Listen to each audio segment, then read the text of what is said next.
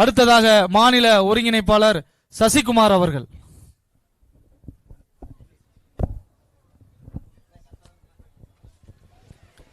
பனம்பட்டி உறவுகளுக்கு வணக்கம்.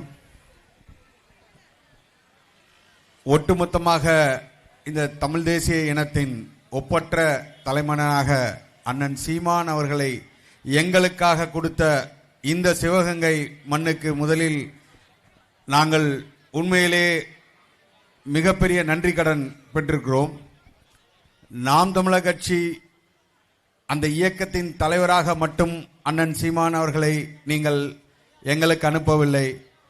இந்த தமிழ் தேசிய இனத்தின் ஒப்பற்ற மகனாக இந்த மக்களை ஒரு மாற்றத்திற்கு, இந்த மக்களை, இந்த மண்ணை மீட்டெடுக்கும் ஒரு மீட்பானாக எங்களுக்கு கொடுத்த இந்த சிவகங்கை மண், இந்த சிவகங்கை மக்களுக்கு நாங்கள் அன்போடு கேட்டுக்கொள்கிறோம். எங்களுக்கு இந்த தமிழ்நாட்டை ஆளப்போக இருக்கும் எங்கள் அண்ணன் சீமான் அவர்களையும் நீங்கள் தான் வெற்றி பெற வைத்து முதல் முறையாக எங்கள் அண்ணனை அரியணை ஏற்ற வேண்டும் என்று உங்களை அன்போடு கேட்டுக்கொள்கிறோம்.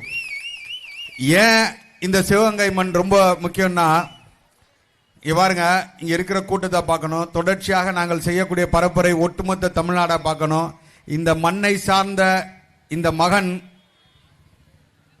ஒரு அரணியூர் பிறந்த ஒரு காட்டான், ஒரு என்ன சொல்றது, முகமெல்லாம் கருத்து போய் குரலெல்லாம் மங்கி தொடர்ச்சியாக இத்தனை நாட்கள் இந்த மண்ணையும் மக்களையும் நேசித்து கொண்டு காலை முதல் இரவு வரை எந்த ஒரு இடத்துலையும் என்ன சொல்றது தயங்கி நிற்காமல், இந்த வெயில் அடிக்குது, இந்த மழை பெய்யுது, இல்லை நான் போய் உள்ள உட்காந்துக்கிறேன், ஐயோ அங்கே பாரு ஒருத்தன் ஒடியாடுறான், அவன் என்னை இடிச்சிருவானோ என்னை அடிச்சிருவானோன்னு பயப்படாம உள்ள போகாம தொடர்ச்சியா மக்களோடு மக்களாக நின்று கொண்டிருக்கிற ஒரு ஒப்பற்ற தலைவனை இந்த மண் தேர்ந்தெடுக்க போகுது. நீங்கள் சிந்தித்து பாருங்கள். நீங்கள் வாக்களிக்க போகும் ஒருவர் இந்த தமிழ் இனத்தை மாற்ற நினைக்கும் ஒருத்தர். ஏதோ இந்த காரைக்குடியில வென்று இந்த காரைக்குடியோடு இந்த வெற்றி நிற்க போகுதா, இல்ல இந்த ஒட்டுமொத்த தமிழ்நாட்டையே மாற்றக்கூடிய ஒரு தலைவனை இந்த மண் தேர்ந்தெடுக்க போகுதா என்பதை சிந்தித்து பாருங்கள். நீங்கள் வாக்களிக்க போகும் ஒரு வாக்கு இந்த தமிழ்நாட்டின் தலையெழுத்தையே மாற்ற போகுது. அந்த பெருமை இந்த சிவகங்கை மண்ணுக்கு இருக்கு. அதை ஒவ்வொருவரும் சிந்திச்சு பாருங்க. நீங்க அரசியல், நீங்க மாற்று கட்சிகள், இதுவரை நீங்க காங்கிரஸ்க்கு ஓட்டு போட்டிருக்கலாம், இல்ல திமுகவுக்கு ஓட்டு போட்டிருக்கலாம், அதிமுகவுக்கு ஓட்டு போட்டிருக்கலாம், ஏன் சுயேட்சை வேட்பாளர் யாராவது கூட ஓட்டு போட்டிருக்கலாம். ஆனா ஒரு முறை தயவு செய்து சிந்தித்து பாருங்கள். இந்த முறை நீங்கள் வாக்கு பெட்டகத்தை போய் நீங்க நிற்கும் போது உங்கள் எல்லோர் மனதிலும் உங்களுக்கு வர வேண்டிய ஒரே ஒரு சிந்தனை, நாம் யாருக்கு வாக்களிக்க போறோம், அந்த நபர் யார், அவர் எதற்காக இந்த மண்ணை தேர்ந்தெடுத்து நிற்கிறார், எதற்காக இந்த தமிழர்கள், இத்தனை கோடி தமிழர்கள் அவர் பின்னாடி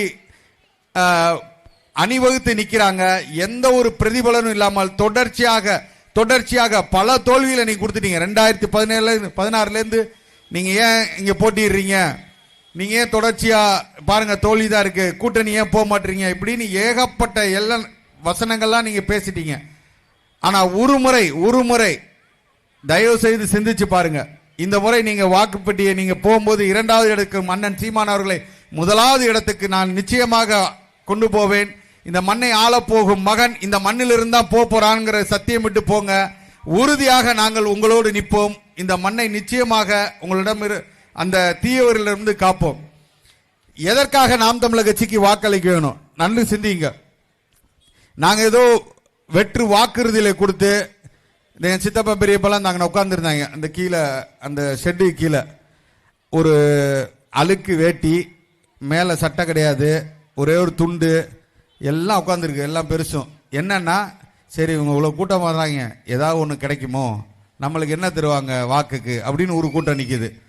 இன்னொரு கூட்டம் என்னதான் பேசிட்டு போனாலும் நம்ம கடைசி 3 நாளில் எப்படியாவது ஒரு 500,000 கொடுத்து வாக்குகளை வாங்கிடலாம், இல்லை ஒரு கட்டிங்க வாங்கி கொடுத்து, இல்லை சாராயத்தை வாங்கி கொடுத்து வாங்கிடலான்னு ஒரு எல்லா நகை ஒரு மாதிரி நக்கலா சிரிப்போட ஒரு கூட்டம் உட்கார்ந்துருக்கு. மனசாட்சியுடன் நீங்க சிந்திச்சு பாருங்க. நீங்க அடுத்த 5 வருஷம் கழிச்சு வந்தாலும் அதே இடத்துல தான் உட்காந்துருப்பீங்க. இன்னும் 10 வருஷம் கழிச்சு வந்தாலும் நீங்க அந்த இடத்துல தான் இருந்திருப்பீங்க. இந்த ஆண்ட கட்சிகள் ஏதாவது ஒரு இடத்துல ஒரு மாற்றத்தை இந்த மண்ணில் நிகழ்த்தியிருக்கான தயவு செய்து செஞ்சு பாருங்க. நீங்கள் உங்களுக்கு மட்டும் துரோகம் அளிக்கவில்லை, அடுத்த தலைமுறையில் பிள்ளைகளுக்கும் நீங்கள் துரோகத்தை தான் செஞ்சு வச்சு போறீங்க. மனசாட்சி உள்ள நீங்க இன்னைக்கும் பாருங்க, உன் பேரனோ உன் மகனோ இந்த ஊர்ல இருக்க மாட்டான். இருக்கிற விவசாயம் கொஞ்ச நிலத்தையும் வித்து அவனை எங்கேயாவது வெளிநாட்டுக்கு அனுப்பிச்சிருக்கீங்க, இல்ல வெளியூருக்கு அனுப்பிச்சிருக்கீங்க. அவன் போவான் மெட்ராஸ்ல போய் ஜொமாட்டோ ஓட்டிட்டு இருப்பான், இல்ல வெளிநாட்டில் போய் அங்க ஆடு மாடு மேய்க்கணும், இல்ல சிங்கப்பூர்ல போய் ஏதாவது ஒரு கம்பெனியில 5,000 ரூபாய் 20,000 ரூபாய் 30,000 ரூபாய் சம்பளத்துக்கு வேலை பார்த்துட்டு இருப்பாங்க.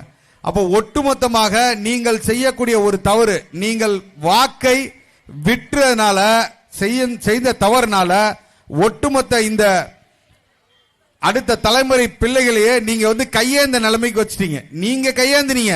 நீங்க என்ன பண்ணீங்க, ஒரு 5,000 கொடுப்பாங்க, அன்னைக்கு தேர்தல் அன்னைக்கு உங்களை ரொம்ப கவனிப்பாங்க. நீங்க என்ன பண்ணுவீங்க, சொந்தக்காரன் சித்தப்பன் பெரியப்பன் எல்லாம் கூடி பேசி இந்த தடவை நம்ம இந்த ஆளுக்கு தான் வாக்கு போடணும், அவருக்கு உங்களுக்கு சம்பந்தம் இருக்காது, அவர் யாருன்னு இந்த பெரும்பாலும் மக்களுக்கு தெரியாது. ஆனா நீங்க விலை போய் அவங்கள்ட்ட போய் அந்த வாக்கை விற்கிறதுக்கு விட்டுருவீங்க. ஆனா அதனால் பாதிக்கப்படுற என்ன பாருங்க, இந்த ஒட்டுமொத்த கிராமமே இன்னைக்கும் வளர்ச்சி அடையாம இருந்திருக்கு. உங்க பிள்ளைங்க வளர்ச்சி அடையாம இருக்காங்க, உங்க பேரங்க இன்னைக்கு அதே நிலைமையில இருக்காங்க. நீங்கள் இருக்கக்கூடிய அத்தனை விவசாய நிலைகளையும் வித்து விட்டு இன்னைக்கு நிக்காந்துருக்கீங்க. இன்னைக்கு எங்க பார்த்தாலும் சாராய கடை. ஒரு ஊர் இருக்கு, அந்த ஊரே ஒரே ஒரு சாராய கடைனால அந்த ஊர் டெவலப் ஆயிருக்கு. இது அவமானம் இல்லையா உங்களுக்கு? இது அவமானம் இல்லை. இதுக்கு பக்கத்துல இருக்க ஊர் தான் வெறும் சாராய கடை, ஒரே டாஸ்மாக் கடை, அதை சுத்திய பல கடை, அதுக்குள்ள ஹோட்டல், இவ்வளவுதான் அந்த ஊரு குடிக்கிறதுக்காக. அப்ப இதெல்லாம் பெருமை நினைக்கிறீங்களா? யோசிச்சு பாருங்க. உங்க வீட்டில் உள்ள உங்க பிள்ளை உங்க பொண்ணு நீங்க ஒரு சாராய குடிகாரனுக்கு கட்டி கொடுப்பீங்களா? ஆனா இந்த நாட்டை ஆள்ற அயோக்கியர்கள் ஒரு சாராய ஆலை வச்சிருக்கான். திமுக காரன் சாராய ஆலை வச்சிருக்கான், அதிமுக காரன் சாராய ஆலை வச்சிருக்கான். ஆனா அவனுக்கு நீங்க வாக்களிக்கிறீங்க. எந்த தைரியத்தில் வாக்களிக்கிறீங்க அவன் நல்லா செய்வான்ட்டு? குடிகாரனுக்கு நீங்க பொண்ணை கட்டி கொடுக்கறது ஒண்ணுதான், இந்த குடிகாரன் கையில் ஆட்சியை கொடுக்கறது ஒண்ணுதான். அந்த அயோக்கியர்கள் கொடுக்கக்கூடிய அந்த 5,000 10,000 காசு அதை வாங்கும் போது உங்க கையெல்லாம் நான் சொல்லல கூச வேணாமா அந்த காசை வாங்குறது? அது பாவப்பட்ட காசு இல்லையா? எத்தனை பெண்கள் தாலி எடுத்து அந்த காசு வருது கையில தெரியுமா உங்களுக்கு? எத்தனை குடும்பம் நடுத்தர நிக்குது தெரியுமா அந்த சாராயத்தினால? ஆனா நீங்க என்ன நினைக்கிறீங்க, பெண்கள் 5,000 ரூபாய் காசு கொடுத்துட்டா போதும், அவன் நமக்கு காசு கொடுத்துட்டா ஓட்ட போட்டுருவோம். இங்க இருந்து லாரியில டாடா ஏஸ்ல அள்ளி ஏத்திட்டு போறான், ஏத்திட்டு போய் 500 ரூபாய் கொடுத்தா அவனுக்கு ஓட்டு போட்டுருவோம். அப்படித்தானே? அப்ப நாமெல்லாம் என்ன நினைக்கிறோம், நம்ம பக்கத்து வீட்டுல ஏதோ நடந்தா பிரச்சனை இல்ல, நம்ம வீட்டுல நடக்காத வரைக்கும் பிரச்சனை இல்ல. அவன் குடிச்சிட்டு ரோட்ல விழுந்து கிடந்தான, அவன் குடும்பம் நாசமா போனான, நம்ம வீட்டுக்கு வரும்போதுதான் நம்மளுக்கு பத்திக்கிட்டு எரியும். அப்ப இப்படியே தொடர்ச்சியாக செய்து கொண்டே இருந்தோம்னா இந்த நாடு எங்க போயிட்டு இருக்குன்னு யோசிச்சு பாத்தீங்களா? யாருக்கிட்டம் இருந்து அவர்கள் பணத்தை ஈட்டுறார்கள் யோசிச்சு பாருங்க. நம்ம வீட்டுல இருந்து, நம்ம அக்கா தங்கை கஷ்டப்படுறதுல இருந்து, அவங்க பையில இருக்கிற காசை புடுங்கி போய் குடியில சாராய கடையில கொண்டு போய் கொடுக்குறான். இவங்க சம்பாரிச்சிட்டு ஒரு 500 1000 அவன் புடுங்கி கொண்டு போய் சாராய கடையில கொடுக்குறான். அதுல வர வருமானத்தை வச்சு திருப்பி இவங்களுக்கு பெண்களுக்கு இலவசம் கொடுக்குறான். இதை மாற்ற வேண்டாமா?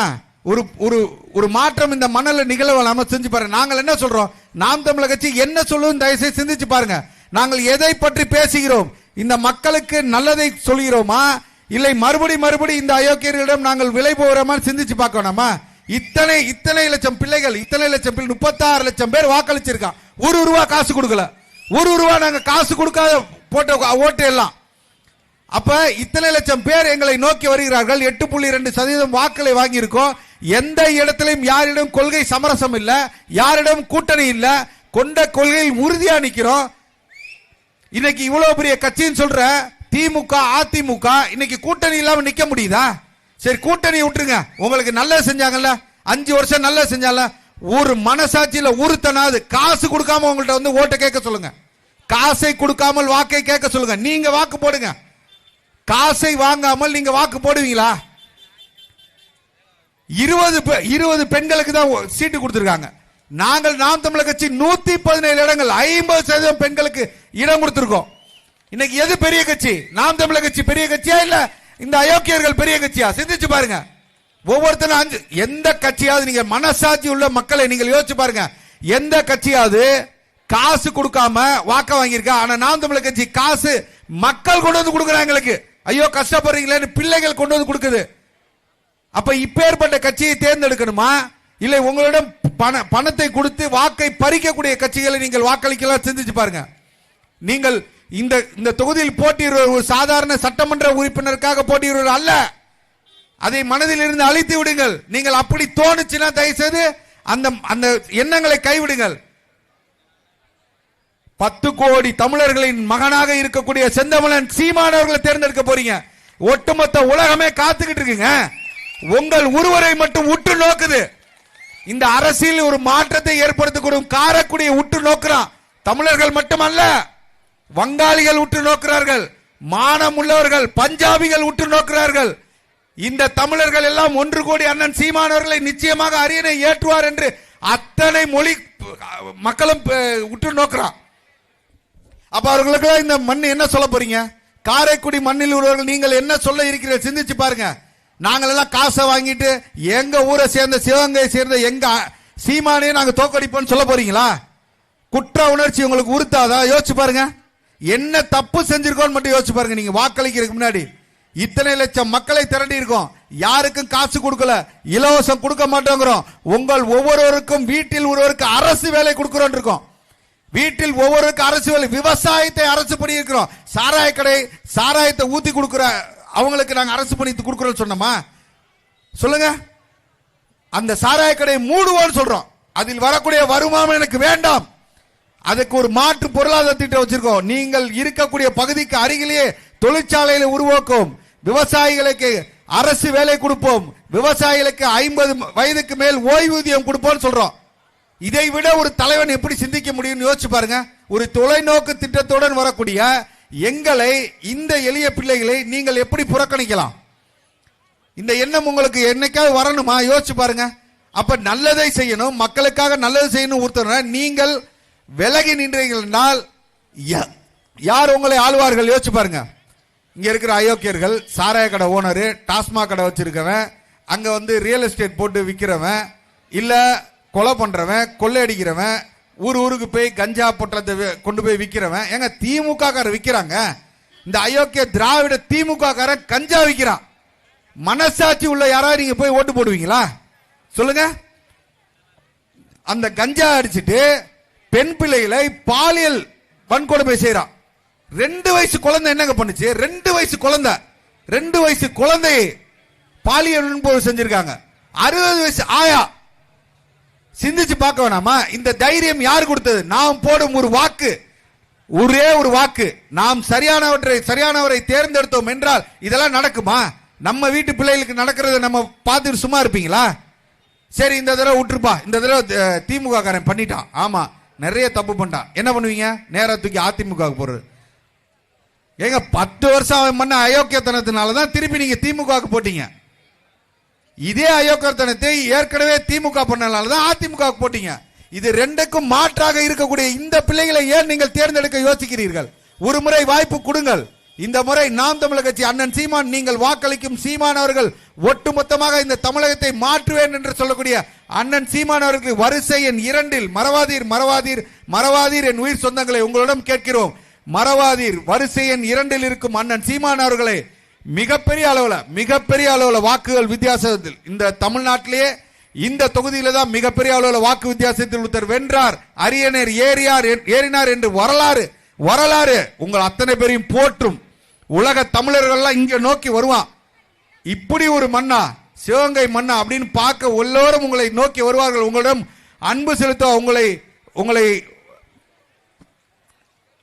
கும்பிடுவார்கள், உங்களை வணங்குவார்கள். இந்த மாற்றத்தை இந்த மண்ணில் நிகழ்த்துங்கள். நாம் தமிழர் கட்சி அண்ணன் சீமான் அவர்களுக்கு வரிசை எண் 2 நீங்கள் வாக்களிக்க இருக்க ஏற்கலப்பை விவசாய சின்னத்தில் மறக்காமல் வாக்களித்து பெருவாரியான வாக்கள் வித்தியாசத்தில் வெல்ல வையுங்கள். நன்றி.